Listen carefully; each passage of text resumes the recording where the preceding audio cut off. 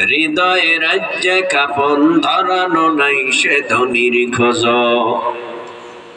ঘুমায়া কাজা করেছ ফজর, তখনও জাগনি যখনই জোহর। হেলায় খেলায় কেটেছে আসর, মাগরিবেরি শুনিয়া যান। এখনো কাতারে হাওরে শামিল, এখনো ওই সাথে আছে স্থান। বাজেছে দামামা বাদেরে আমামা, শির উঁচু করে মুসলমান। দাওয়াত এসেছে নয়া জামানার, ভাঙা কেল্লায় ওরা নিশান। কোটি টাকার মালিক দেখো ওয়া বাবা হয় না দূর, গরিবে ঘুমায় আরাম করে মনটা বাহাদুর। ফিরাউনের লাশটা দেখো মিশর জাদু ঘরে, খাই না মাটি ও কামাসি সবাই ঘৃণা করে। হৃদয়ে থাকিবে যার নম্রতা সদা, রহমত আসিবে সেথা প্রভুর ওয়াদা।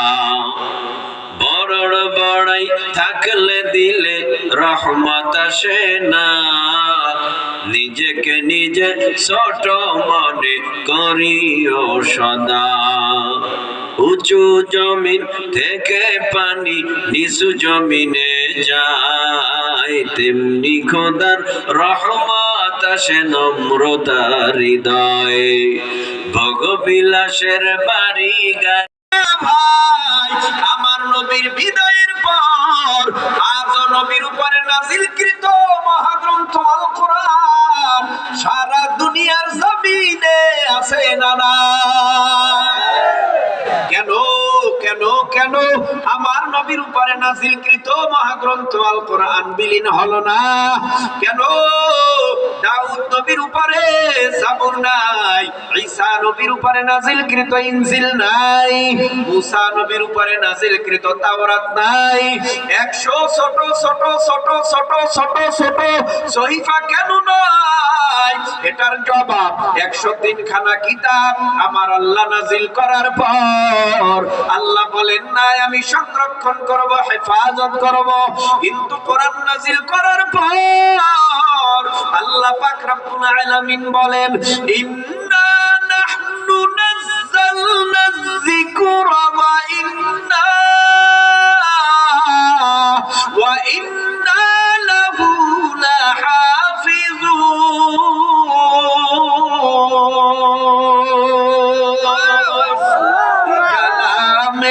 জিন্দা কোরআনে হাকিম হিকমতে উলা ইয়াসালাস্তু কাদিম, জামিউল ইলমি ফিল কোরআনে হাকিম, তাকাসুরাত আনহু আফহামুর রিজালি, ওয়া কোরআন কালামুল্লাহ বাশানো কাদিমাস্তি কাদিমাস্তি নয়ন। আল্লাহ বলেন, ইন্না নাহনু নাযালনা যিকরা ওয়া ইন্না লাহু লাহাফিজুন। নিশ্চয়ই কোরআন নাযিল করেছি আমি আল্লাহ। এখানে বসলেন কি হবে লাভ? ও ভাই, যেমন আমাকে মানুষ সম্মান করে কোরআন থাকার কারণে, রাস্তা দিয়ে হাঁটলেও মানুষ মুসাফা করতে চায়, মানুষ বুকের সাথে বুক লাগাইয়া মুআনাকা করতে চায়। কারণটা কি? ভিতরে কোরআন থাকার কারণে। আমার চেহারা সুন্দর এজন্য মুসাফা করতে চায় বলেন না? আমার চেহারার লাবণ্য সুন্দর এজন্য আমার বুকের সাথে বুক লাগাইতে চায় বলেন না? তাহলে কেন কোরআনের মহাব্বতে, নবীর সুন্নাতের মহাব্বতে, আপনার ভিতরেও যদি কোরআনটারে ঢুকায় নেন, নবীর সুন্নাতের আমল ঢুকাইয়া নেন, আপনিও যদি রাস্তা দিয়ে হাঁটেন আপনাকেও সবার আগে সালাম দিবে, নবীর সুন্নাতের সম্মান করবে, কোরআনের মহাব্বতে আপনাকে লোকেরা সম্মান করবে, আর আপনার কাছে মুসাফা করবে, মুআনাকা করবে, আর যাওয়ার সময় বলবে ভাই আমার জন্য একটু দোয়া করিস, আমিও যেন তোর মতো কোরআনওয়ালা সুন্নাতওয়ালা হতে পারি। এ যুবক ভাই, পয়গম্বরে আরবি সাল্লাল্লাহু আলাইহি ওয়াসাল্লাম দুনিয়াতে এমন সময় আসছে যেই সময় সমস্ত বেঈমানেরা নবীর বিরোধী, আল্লাহ বিরোধী, পরকাল বিরোধী, কাবা বিরোধী, সমস্ত বেঈমানেরা আল্লাহ বিরোধী। কেন? জমিনের মধ্যে 600 বছর পর্যন্ত কোন দ্বীনের দাওয়াত নাই, আওয়াজ নাই। 600 বছর পর্যন্ত কালেমার কোন দাওয়াত নাই, হকের আওয়াজ নাই, তাওহীদের আওয়াজ নাই, হকের পথ দেখা দেওয়ার কেউ নাই। এই জন্য আমার আল্লাহ জমিনের মধ্যে চলে আসলেন। লম্বা ইতিহাস সংক্ষেপে টেনে আনলাম। জমিনের মধ্যে আসলেন, জমিনে আসতে আস্তে আস্তে নবী বড় হয়, জ্ঞান বুদ্ধি এত প্রখার হয়। নবী আয়েশা দেখে হাত দিয়া মানুষ মূর্তি বানাইয়া নাম রাখছে লাত, হাত দিয়া মূর্তি বানাইয়া নাম রাখছে উজ্জা মানাত। মানুষ এখন আগুনের পূজা করে, অগ্নি পূজা। মানুষ এখন লাতের পূজা করে, উজ্জার পূজা করে, মানাতের পূজা করে, নিম গাছের পূজা করে, বট গাছের পূজা করে, গরুর পূজা করে। কি আজীব ব্যাপার! মানুষগুলো সাপের সামনে দুধ কলা দিয়া এখন নাম মনসা রাইখা সাপের পূজা করে। আজীব ব্যাপার! নবী কিছু বলে না, কারণ নবী এখনো নবুয়ত পায় নাই।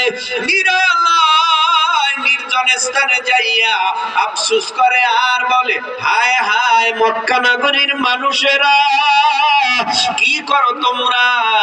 এগুলি কি করো? কি ক্ষমতা আছে লাতের? কি ক্ষমতা আছে উজ্জার? কি ক্ষমতা আছে মানাতের? কি ক্ষমতা আছে আগুনের? কি ক্ষমতা আছে নিম গাছের, বট গাছের? কি ক্ষমতা আছে সাপের? কোন ক্ষমতা নাই। ক্ষমতা তো একজনের, যিনি তোদের বানাইছে, তেনারই তো ক্ষমতা। আজকে তারে ভুলিয়া রইছো, আজকে তাকে ভুলিয়া এই দুনিয়ার ফাকির পাল্লায় পড়িয়া শয়তানের ধোকায় জীবনটারে ধ্বংস করতেছো। নবীজি নিরালায় স্থানে বৈশা আফসোস করে। নবীর বয়স বাড়তে বাড়তে 40-এ পদার্পণ করলো। আল্লাহ পাক নবীরে ডেকে বলে, ও পয়গম্বর, এতদিন মক্কা নগরীতে আপনি দেখেছেন না কত মানুষ মূর্তি পূজা করে। জান্নাত পেতে দেরি করবা না, জাহান্নামের রাস্তায় চলতে গেলে মরতে দেরি করবা, জাহান্নামের আযাবে গ্রেফতার হতে দেরি করবা না। এইভাবে চললো দাওয়াত। প্রাথমিক পর্যায়ে প্রথম 2 বছর নবুয়ত পাইয়া নবী গোপনে গোপনে কালেমার দাওয়াত দেয়। কেন কালেমার দাওয়াত দেয় গোপনে গোপনে? বেঈমানেরা যদি জানে মায়ার নবী রাহমাতুল লিল আলামিন জমিনের মধ্যে বাপ দাদার ধর্মের বিরুদ্ধে কথা কয়, তার মানে এই 600 বছর কালেমার গান, ইসলামের গান, কোরআনের গান, ইসলামের দাওয়াত কেউ পায় নাই। এখন যদি ইসলামের দাওয়াত দেয়, কোরআনের দাওয়াত দেয়, তাহলে তো বেঈমানেরা জানলে মুহাম্মদ সাল্লাল্লাহু আলাইহি ওয়াসাল্লামকে মেরে ফেলবে। 2 বছর গোপনে গোপনে কালিমার দাওয়াত দিল। আস্তে আস্তে আস্তে আস্তে করে গোপন হকের আওয়াজ তো সব সময় গোপন থাকে না, মাঝে মধ্যে ওপেন হয়ে যায়। হকের আওয়াজ যখন ওপেন হয়ে যায় তখন তার ভিতরে দুনিয়ার কোনো ভয় থাকে না। কামানের ভয়, বিমানের ভয়, অস্ত্রের ভয়, ট্যাঙের ভয় থাকে না। পারমাণবিক অস্ত্রের ভয়ও তার মধ্যে কাজ করে না। কারণটা কি? যারা হকের পক্ষে স্লোগান দেয় তাদেরকে মামলা দেবে দাও, তাদেরকে ফাঁসির কাস্টে ঝুলাইয়া যদি তাদের মৃত্যুদণ্ড দাও, তাতেও তারা ভয় পায় না। কারণ ইমানের পাওয়ার এত বাড়াবার পারে। তারা শুধু স্বপ্ন দেখে এখন যদি বেঈমানের হাতে আমি ফাঁসির কাস্টে মরিয়া যাই, মরতে দেরি হবে, আমার আল্লাহ আমাকে জান্নাতের মেহমান বানায় দিতে দেরি করবে না। রহমাতুল লিল আলামিন উম্মতদের নিয়া মুযাকারা করে, পরামর্শ করে কিভাবে দিন সামনে আগায় নেওয়া যায়। হঠাৎ করিয়া একদিনের ঘটনা, রহমাতুল লিল আলামিন মায়ার নবী দয়ার নবীর প্রিয় সাহাবী কালেমা পড়ে মুসলমান হয়ে গেলেন হযরতে উমর ফারুক রাদিয়াল্লাহু তাআলা আনহু।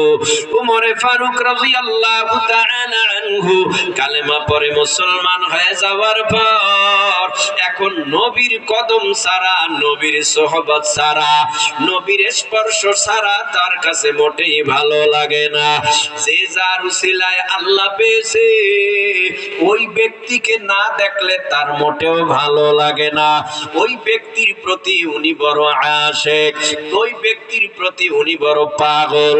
তাবলীগ জামাতে যাইয়া যার উসিলায় আল্লাহ চিনেছে, নবী চিনেছে, ওই মুরব্বি পাইলে তখন তার বুকে জড়ায়া নেয়, মনে করে উনি আমার কলিজার কলিজা।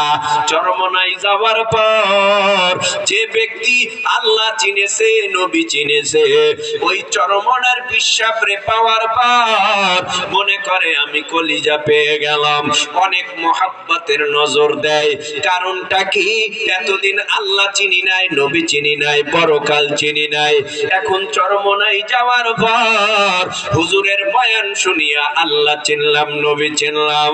ঠিক ওই সাহাবায়ে কেরাম কালেমা পড়ে মুসলমান হওয়ার পর নবীর কদম ছাড়া, নবীর নসিহত ছাড়া, নবীর সোহবত ছাড়া একটা সেকেন্ডের জন্য ভালো লাগে না। আজ ঘর থেকে বের হয়ে গেছে হযরতে উমর ফারুক রাদিয়াল্লাহু তাআলা আনহু, এত মার খায় তারপরেও নবী কালেমার গান বন্ধ করে না। ও যুব সমাজ, ও পর্দার অন্তরালার মা বোনেরা, মাইকের আওয়াজ কানে যায় মা, অন্তরের কান লাগাইয়া কিছু সময় শোনো মা। নাকের ফুল নাকে একদিন থাকবে না, কানের দুল মাগো কানে একদিন থাকবে না, গলার চেইনার সার গলায় থাকবে না, পায়ের নুপুর পায়ে থাকবে না। সবাই মরণের আগে সন্তানেরা চামিচ দিয়া মাগো পানি দিবে, দুই গাল বেবে পানিগুলি জমিনে গড়ায় গড়ায় পড়বে। সন্তান বলবে তাকায় দেখ মা পানি খায় না, আওয়াজ দিবে তাকায় দেখ আমার বাবা পানি খায় না। এইভাবে করে দুনিয়ার থেকে বিদায় হয়ে যাবা মা। যেই ঘরের দরওয়াজা দিয়া নতুন বউ হয়ে ঢুকছেন, ওই ঘরের দরওয়াজা দিয়া একদিন মরা লাশ হয়ে বের হবেন। ও পর্দার অন্তরালার মা গো, দেখেন নবীর মায়ায় মহব্বতে দুই এক ফোঁটা চোখের পানি ফালানো যায় কিনা। নবী আমার দাওয়াত দেয়, আবু জাহেল কয় নতুন কোন ধর্মের আওয়াজ চলবে না। না না, এই জমিনের মধ্যে মক্কায় দিনের দাওয়াত চলবে না। নবী বলে কেন? এই জমিনটা তো আল্লাহর, সূর্য আল্লাহর, চন্দ্র আল্লাহর, সবকিছু আল্লাহর। আল্লাহর জমিনে দিনের আওয়াজ চলবে না কেন? বলে না, বাপ দাদার ধর্ম টিকবে না, বাপ দাদার ধর্ম দুনিয়ার থেকে বিলীন করতে দেওয়া যাবে না। এইভাবে নবী একদিন দুই দিন নয় 13টা বছর কাটাইছে। এরপরে নবী সোজা মদিনায়, মদিনায় যাওয়ার পর হিজরত করে মদিনার মানুষগুলো নবীরে পাইয়া সবাই তো মুসলমান। হে যুবক, তুমি বাঙালি হও কিংবা ইন্ডিয়ান, কিংবা জার্মানি, জাপানি কিংবা চাইনিজ, রাশিয়ান, স্প্যানিশ, ড্যানিশ, ফরাসি কিংবা ব্রিটিশ, আমেরিকান, আরবিয়া, জমি, ইরানি, তুরানি, তুর্কি বা আফগান, মুসলমান আমি তো মুসলমান। মুসলমান, তুমি তো মুসলমান, সবাই তো মুসলমান। তুমি সাদা হও কিবা কালো হও, দেখো রক্ত তোমার লাল। সুখী হও কিবা দুঃখী হও, রেখো ঈমান নির্ভেজাল। কাছে রাও কিবা দূরে রাও, তবু কাবাই তোমার ঘর। স্লোগানে তোমার কেঁপে উঠে আজ পৃথিবীটা থর থর। মৃত্যু তোমায় জানাই সালাম, দূরে থাকে শয়তান। মুসলমান আমি তো মুসলমান, তুমি তো মুসলমান, সবাই তো মুসলমান। দ্বন্দ্ব করবেন নি, ঠেলাঠেলি গুতাগুতি করবেন? আমরা সবাই একক, ঠিক আছে? আমাদের মধ্যে দল থাকতে পারে আলাদা আলাদা, কালেমা যেহেতু এক, আমাদের এক ও ঐক্য হইয়া দেশ করতে হবে। নবীর সুন্নাতের আমলে সকলের জুড়ে থাকতে হবে, ঠিক আছে ইনশাআল্লাহ? আল্লাহ আমাদের বুঝ দান করুন, সকলে বলে না ভাইরা আমার। নবীর যুগে যখন নবী আমার নবুয়ত পায়, বেঈমানেরা নবীরে মারে কাটে। ওই যখন হকের আওয়াজ গোপন ওপেন হয়ে যায়, আবু জেহেল কয়, ওই আর তুমি কইতেছো গাইলেইছে গাইলে কি করার আছে, খারাপ বলতেছে বলুক কি করার আছে। শক্তি থাকা সত্ত্বে অবশ্যই তুমি তোমার বাবার দুশ্মনরে ধইরা জিগাবা, গালি দিছত কেন, কি বিনা অপরাধে? আমার বাবার তো কোনো অপরাধ নাই, গালি দিছো কেন? এই বিনা অপরাধে আমার নবীরে গালি দিলি কেন? জবাব দে। যতক্ষণ পর্যন্ত এর উত্তর না দিবি, ততক্ষণ পর্যন্ত তোর টুটি চেপে ধরবো। একটা সেকেন্ডের জন্য তোর টুটি ছাড়া হবে না। যদি এমন বলা যেত, তাহলে কোন বেঈমান নবীরে গালি দিয়া জমিন থেকে পার পেতে পারত না। আমাদের অভ্যাস, আমাদের চরিত্র, আমাদের চারিত্রিক অবক্ষয় হয়ে গেছে।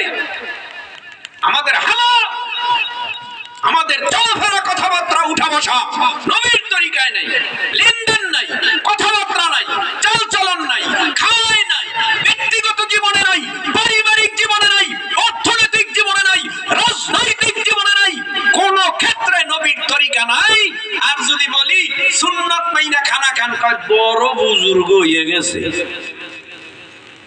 কই টেবিল চেয়ারে হবে না, দস্তরখানা বিছাও, কয় বড় বুজুর্গ। কারা কয়? হুজুররাই কয়।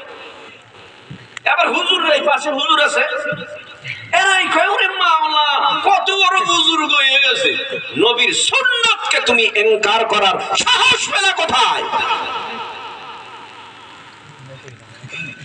তোমার উচিত নবীর সুন্নাতকে জিন্দা করা।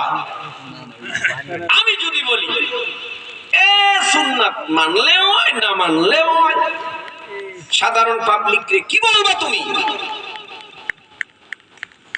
অথচ সুন্নাত ছাড়া আল্লাহর কাছে সবাই সবাই সবাই সবাই আমগো কালেমা আলাদা। আরো জোরে। ঢাকার কালেমা ভোলার কালেমা আলাদা, ঢাকার কোরআন ভোলার কোরআন আলাদা, ঢাকার নবী ভোলার নবী আলাদা, ঢাকার কাবা ভোলার কাবা আলাদা। তাহলে সবে মাকে ভালোবাসেন কারা কারা? মা মা মা, হাত নামান, হাত নামান। বাবাকে ভালোবাসেন তো ইনশাআল্লাহ? বাবাকে ভালোবাসেন, মাকে ভালোবাসেন। বাবাকে গালি দিলে মাথা গরম, বাঁশের লাঠি হাতে উঠে। মাকে গালি দিলে মাথা গরম, হাতের মধ্যে বাঁশের লাঠি উঠে। পীরকে গালি দিলে মাথা গরম, হাতের মধ্যে বাঁশের লাঠি ওঠে। নেতাকে গালি দিলে মাথা গরম, হাতের মধ্যে বাঁশের লাঠি উঠে। ও নবীর উম্মত, নেতা নেত্রীরে গালি দিলে মাথা গরম, মেজাজ গরম। বিচারের জন্য হাতে লাঠি উঠাইলা। আমার নবী, আপনার নবী দোজাহানের সর্দার, তার সম্মান, তার ইজ্জত আমার বাবা মার চাইতে উপরে না নিচে? এই জমিনের মধ্যে আমার পীরের চাইতে আমার নবীর ইজ্জত উপরে না নিচে? এই জমিনের মধ্যে আমার আমার নেতা নেত্রীর চাইতে আমার নবীর ইজ্জত উপরে যদি হয়, নবীকেও যদি কোনো বেঈমানেরা গালি দেয়, সব দলওয়ালাদের কালেমা যেহেতু এক, সব পীরের মুরিদদের কালেমা যেহেতু এক, এই একই কালেমার মধ্যে আল্লাহ আছে, নবী আছে, কালেমাকে নিয়ে যেই বেঈমান কটূক্তি করবে, কোরআনকে নিয়ে কটূক্তি করবে, নবীকে নিয়ে যারা উল্টা পাল্টা মন্তব্য করবে আর স্লোগান দিবে, ভালো কইরা মনে রাখো, বাবারে গালি দিলে পাশের লাঠি হাতে উঠাইছো, তেমনি ভাবে নবীরে গালি দিলেও তোমার পাশের লাঠি হাতে উঠাতে হবে। যেই বেঈমানেরা নবীরে সারা রাত কারা কারা জাগাইছে, এক হাত আল্লাহ দিছে, দুই হাত আল্লাহরে বুঝা, আল্লাহ দুই হাত দিলা কেন, এক হাত দিলেই তো ভালো আছিল, দুই হাত। শীত শীত হুজুর এত ভিতর থেকে হাত বাইর করছে, হুজুর গরম হয়ে গেছে, এখন আবার ঠান্ডা বানায় দিলেন। ওই মিয়া শুনেন, আপনার আমার হাত আল্লাহর কুদরতি ক্যামেরায় উঠতেছে। আল্লাহ এই উসিলা করে এই প্রচন্ড ঠান্ডার ভেতরে যারা বসে বয়ান শুনতেছি, হতে পারে আজকের বয়ান পরকালে আমাকে জান্নাত পর্যন্ত পৌঁছায় দিতে পারে, পারে না? বন্ধু তোমার পা কেটে গেলে ব্যথা হয় কেন বুকে, বন্ধু তোমার হাত ভেঙে গেলে জল আসে কেন চোখে, বন্ধু তোমার ভাই মরে গেলে তুমি কাঁদো কোন দুঃখে, বন্ধু তোমার ঘর পড়ে গেলে ভেঙে পড়ো কোন শোকে, বলবে আমায় পাগল তুমি বোঝো না সহজ কথা, যে কোনো অঙ্গে আঘাত পেলে যে সারা দেহ করে ব্যথা, শিরায় শিরায় রক্ত দ্বারাই মিশে যায় যন্ত্রণায়, প্রকৃতির সেই শাশ্বত বিধান তুমি কেন বুঝলে না, ওগো বন্ধু আমার, তাহলে এবার আসল কথাটা শোনো, সারা দুনিয়ার মুসলমানের ভেদা ভেদে নাই কোনো, ঠিক কি না?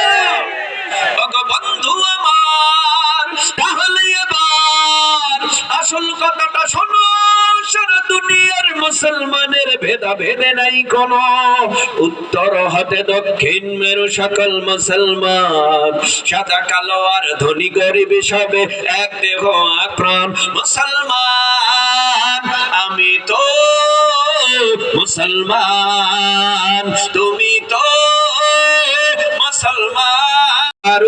আগায় গেল গিয়া যুবকরে জিজ্ঞেস করে, সান্ত্বনা দেয়, এ যুবকরে তুমি আমারে চিনো, আমার নাম উমর খাত্তাবের বেটা, কয় হ্যাঁ আমি চিনি, আপনি উমর নাম শুনেছি, একদিকে ভয়ে থরথর করে কাঁপে, অন্যদিকে আবার আল্লাহর ভয়ে অন্তরের ভিতরে ঢোকা, গড়াইয়া গড়াইয়া ধুলা বালু লাগাইয়া লাগাইয়া কান্নার আওয়াজ। উমর জিজ্ঞেস করে, ভাই তুমি এত কাঁদো কেন? যুবক বলে, ও ভাই উমর, আমি যেই গুনাহ করেছি এই গুনাহ মনে হয় আল্লাহ আমাকে মাফ করবে না। কি গুনাহ করছো আসমান জমিন বরাবর? কয় না ভাই উমর, এর থেকে আরো বড় গুনাহ, সাগরের পানি ফেনা পরিমাণ না, উমরের থেকেও আরো বড় গুনাহ, আমার গুনার খবর কেউ জানে না, আমি এত বড় গুনাহ করেছি। কয় তুমি আল্লাহর কাছে তাওবা করো, আল্লাহ তোমারে মাফ করে দিবে। কয় না না, আপনি আমার গুনার খবর জানেন না। উমর বলে, তোমার গুনার বর্ণনাটা দিবা? কয় হ্যাঁ, আপনি শুনতে চাইলে দিব। এবার হযরতে উমরের কাছে যুবক গুনাহগার গুনার বর্ণনা দিতেছে। হযরতে উমর নিজেও গুনার বর্ণনা শুইনা হাউ মাউ করে কান্না শুরু করেছে। হযরতে উমর ফারুক রাদিয়াল্লাহু তাআলা আনহু ধমক দিয়া, গুনাহ এত বড় কঠিন গুনাহ করেছে, ধমকের স্বরে তুচ্ছ করে নবীর কাছে গিয়া হাজির হয়ে গেল। নবীর বয়ান শুনে আর উমর চোখের পানি ফালায়া কাঁদে। উমর রে, আপনি কাঁদেন কেন? কি হয়েছে?